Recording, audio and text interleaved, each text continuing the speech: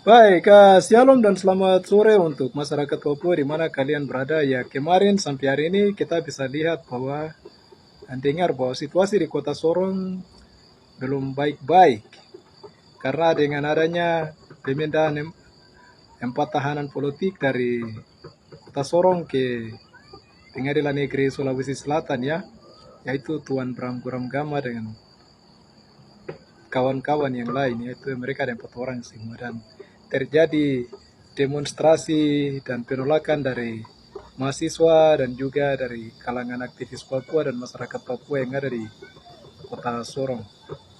Ya, kita bisa lihat dari situ yang menjadi pertanyaan buat kita orang Papua dan juga saya sendiri. Kenapa sampai negara Indonesia ini bisa berani kasih pasal-pasal makar kepada kita punya pejuang-pejuang Papua, aktivis Papua, dan juga orang-orang Papua yang sedang bicara demi keadilan, kebenaran, dan bicara tentang akar masalah Papua, dan berusaha bicara tentang sejarah tanah Papua yang asli. Dan selalu kami yang bicara untuk Papua ini selalu dikena dengan pasal-pasal makar. Ya, saya mau ingatkan untuk orang Papua dan juga untuk teman-teman aktivis yang lain.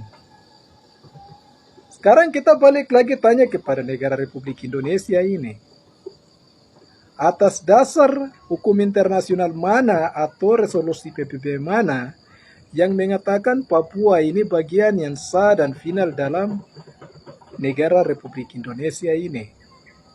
Sebab pasal-pasal makar yang diberikan kepada kami aktivis atau kepada pejuang-pejuang Papua yang menjadi tahanan politik itu tidak terlalu efektif, karena kalau kita bicara kembali kalau dalam resolusi PBB 2504 yang namanya kata sah dan final, kita tidak bisa temukan dua kata itu di dalam resolusi itu. Resolusi itu bicara tentang 2504 itu bicara tentang pembangunan di tanah Papua oleh negara Republik Indonesia.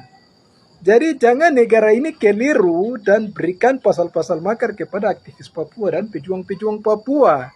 Negara ini harus duduk kembali dan teliti resolusi PBB 2504 itu supaya lihat kebenaran yang sebenarnya, tidak ada kata sah dan kata final. Itu bicara jujur kepada rakyat Indonesia yang pemerintah kam tipu dorang itu. Stop sudah, baku tipu sudah. Papua bukan bagian yang sah dalam final, langsung kamu lempar kampung pasal-pasal makar kepada aktivis Papua. Tahu diri sedikit. Ingat, Papua tidak berdiri sendiri.